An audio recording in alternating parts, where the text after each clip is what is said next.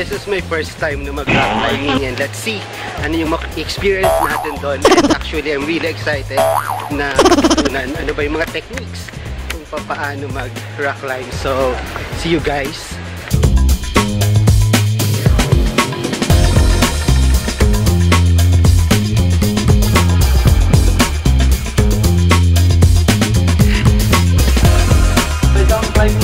Tawag na crooks. So yung crooks yun yung medyo mahirap na part o mahirap na part. So yung crooks niya is doon na sa taas, sa bandang ano. Meron sa may left side. Yan, dadaanan niya mamaya. So pag pababa na, ganyan yung position dapat ng anong katawan. Parang naka letter L, wide apart yun ganyan. Letter L, parang wide apart yung paa. Then pababa parang naglalakad lang yung pababa. Wag yung mali yung ano, yung sinisipa yung wall. Delikado yun, nakaka-injury yung ganun. Pang military ano yun eh. Pinakita na ni Lee kung paano umakyat at anong trail na dadaanan. So, ayan, sundan lang namin mamaya yung mga dinaanan niya, and we're going to rock climb na dito sa area na ito. So, sige, makabitaw kayo, nahulog kayo, i-absorb ng rock climb pa. Stretch mo siya.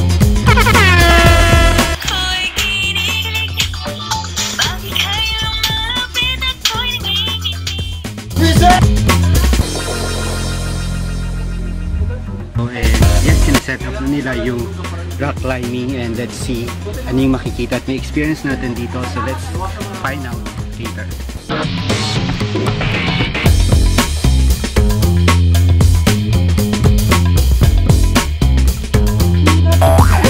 Worth it.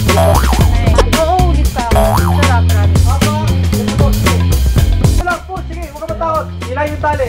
Yahoo!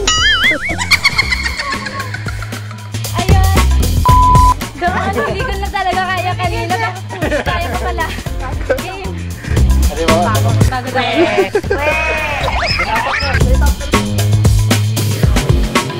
Ano daw tawag doon?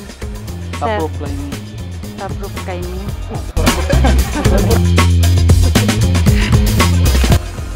So yun, tinatalian na kami dito. Showing the knot. Sir, what's the name of the knot? 8? Ano yan, sir? Figure.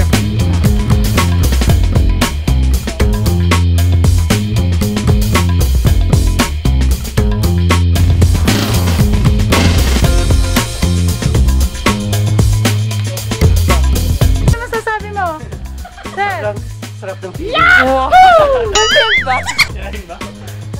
Tagal-tagal ko hinahanap mag-rock climbing, and finally naka-experience din. Kala mo hindi mo kakayanin, pero kinaya. Kaya na.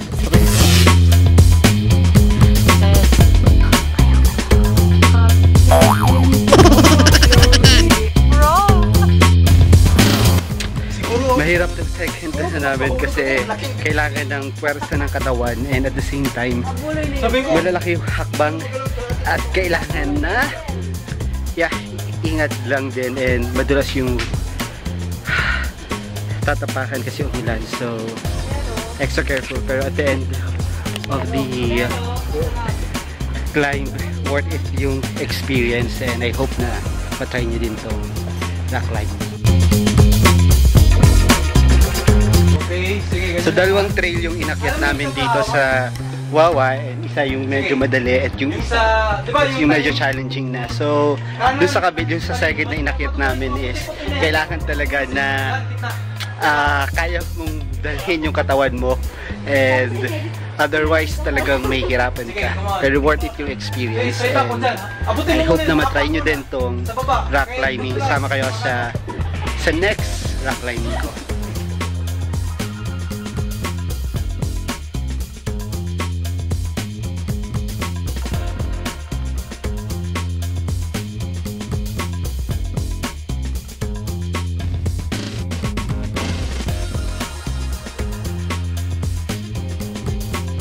Hello everyone, thank you for watching my video. I am Daryl, and I am your Pinoy Travelpreneur.